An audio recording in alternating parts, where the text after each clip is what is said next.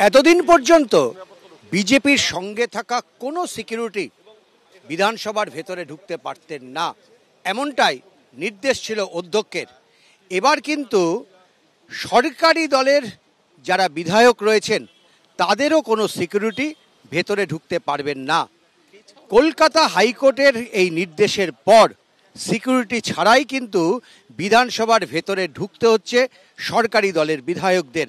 আজকে অধ্যক্ষ তিনিও কিন্তু বিধানসভায় ভেতরে ঢোকার সময় তার সিকিউরিটিকে বাইরে রেখেছেন এবং একেবারে সচিব নির্দেশ জারি করেছেন যে মাননীয় মন্ত্রী এবং মাননীয় সদস্যদের ব্যক্তিগত নিরাপত্তা রক্ষী বিধানসভার প্রাঙ্গণে প্রবেশ করতে পারবেন না।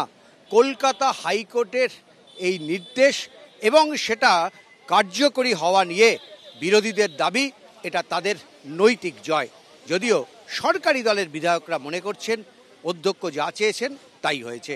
ক্যামেরায় অজয় দাসের সঙ্গে উজ্জ্বল মুখোপাধ্যায়, এবিপি আনন্দ, কলকাতা।